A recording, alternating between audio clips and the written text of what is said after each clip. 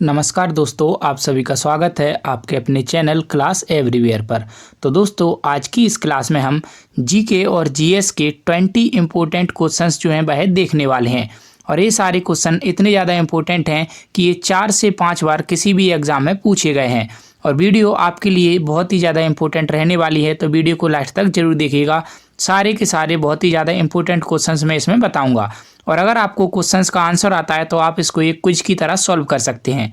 और दोस्तों, मेरे चैनल को सब्सक्राइब जरूर कर लेना। आप वीडियो देखते हैं लेकिन चैनल को सब्सक्राइब नहीं करते, तो सब्सक्राइब करके हमें मोटिवेशन जरूर दीजिएगा। तो चलिए वीडियो की शुरुआत करते हैं। तो आज का पहला प्रश्न देखें, भारत का राष्ट्रपति निम्न में से किस सदन का सदस्य होता है? तो इसका सही आंसर होगा ऑप्शन डी, इनमें से कोई नहीं। तो राष्ट्रपति जो है वह किसी भी सदन का सदस्य नहीं होता है।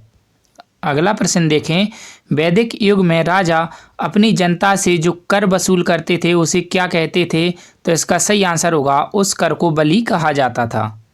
अगला प्रश्न देखें, राष्ट्रपति द्वारा राज्यसभा के सदस्यों के नामांकन का नियम किस देश के संविधान से लिया गया है? तो इसका सही आंसर होगा ऑप्शन बी, आयरलैंड के संविधान से। अगला प्रश्न देखें, निम्न में से किस मुगल शासक ने जजिया कर समाप्त किया था? तो इसका सही आंसर होगा ऑप्शन सी, अकबर ने। तो अकबर ने जजिया कर को समाप्त कर दिया था।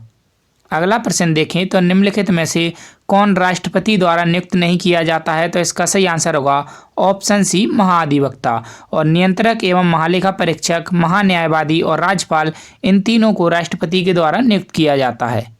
अगला प्रश्न देखें, तो दिल्ली के किस सुल्तान की मृत्यु चौगान खेलते समय हुई थी? तो इसका सही आंसर होगा ऑप्शन बी, कुतुबुद्दीन ऐबक की। तो कुतुबुद्दीन ऐबक की मृत्यु चौगान या फिर पोलो खेलते समय हुई थी। कहाँ से? घोड़े से गिरकर। अगला प्रश्न देखें, तो निम्नलिखित में से कौन सा मूल अधिकार केवल भारत के नागरिकों के लिए है? तो इसका सही आंसर होगा ऑप्शन डी, अभिव्यक्ति का अधिकार। तो अभिव्यक्ति का अधिकार केवल भारत के मूल नागरिकों के लिए है। अगला प्रश्न देखें, तो आल्प्स पर्वत श्रृंखला किस महाद्वीप में स्थित है? तो इसका सही आंसर होगा ऑप्शन डी, यूरोप महाद्वीप में। तो आल्प्स पर्वत श्रृंखला यूरोप महाद्वीप में स्थित है। अगला प्रश्न देखें, तो आज तक संसद की कितनी बार संयुक्त बैठक बुलाई गई है? तो इसका सही आंसर हुआ ऑप्शन बी, 3 बार। तो आज तक 3 बार संसद की संयुक्त बैठक बुलाई गई है। अगला प्रश्न देखें, तो प्रथम बौद्ध परिषद कहाँ आयोजित की गई थी? तो इसका सही आंसर होगा ऑप्शन सी, राजगृह में। अगला प्रश्न देखें, तो हॉर्नबिल फेस्टिवल, जिसे त्योहारों का त्योहार भी कहा जाता है, यह किस राज्य में मनाया जाता है? तो इसका सही आंसर होगा ऑप्शन बी, नागालैंड में। तो हॉर्नबिल जो फेस्टिवल है यह नागालैंड का प्रमुख फेस्टिवल है और इसे त्योहारों का त्योहार भी कहा जाता है। अगला प्रश्न देखें, तो अशोक के शिलालेखों की लिपि क्या है? तो इसका सही आंसर होगा ऑप्शन बी, ब्राह्मी लिपि। तो अशोक के शिलालेख ब्राह्मी लिपि में लिखे गए हैं। अगला प्रश्न देखें, तो नामदफा राष्ट्रीय उद्यान किस राज्य में स्थित है? तो इसका सही आंसर होगा ऑप्शन सी, अरुणाचल प्रदेश में। तो अरुणाचल प्रदेश में है कौन सा? नामदफा राष्ट्रीय उद्यान।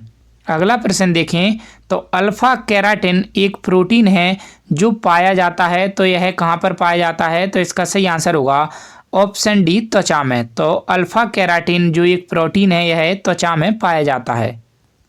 अगला प्रश्न देखें, तो जिस संविधान सभा द्वारा भारत के संविधान का अधिनियम किया गया उसके सदस्य कौन थे? तो इसका सही आंसर होगा ऑप्शन बी, विभिन्न प्रांतों की विधानसभाओं द्वारा निर्वाचित। अगला प्रश्न देखें, तो खट्टे स्वाद के लिए कोशिका जीवा के किस भाग में होती है? तो इसका सही आंसर होगा ऑप्शन डी, पार्श्व भाग में। अगला प्रश्न देखें, तो अजंता एवं एलोरा की गुफाएं कहाँ पर स्थित हैं? तो इसका सही आंसर होगा ऑप्शन बी, महाराष्ट्र में। अगला प्रश्न देखें, तो चीनी यात्री फायान किसके शासनकाल में भारत आया था? तो इसका सही आंसर होगा ऑप्शन सी, चंद्रगुप्त विक्रमादित्य के शासनकाल में। तो फायान जो चीनी यात्री था वह चंद्रगुप्त विक्रमादित्य के शासनकाल में भारत आया था। अगला प्रश्न देखें, तो सर्वोच्च न्यायालय के न्यायाधीशों का चुनाव किस प्रकार होता है? तो इसका सही आंसर होगा ऑप्शन डी, मुख्य न्यायाधीश की सलाह पर राष्ट्रपति के द्वारा सर्वोच्च न्यायालय के न्यायाधीशों का चुनाव किया जाता है। अगला प्रश्न देखें, तो संविधान के किस अनुच्छेद के अंतर्गत कोई भी व्यक्ति मूलभूत अधिकारों के हनन का मामला सीधे उच्चतम न्यायालय या सुप्रीम कोर्ट में उठा सकता है? तो इसका सही आंसर होगा ऑप्शन ए, अनुच्छेद 32 के तहत।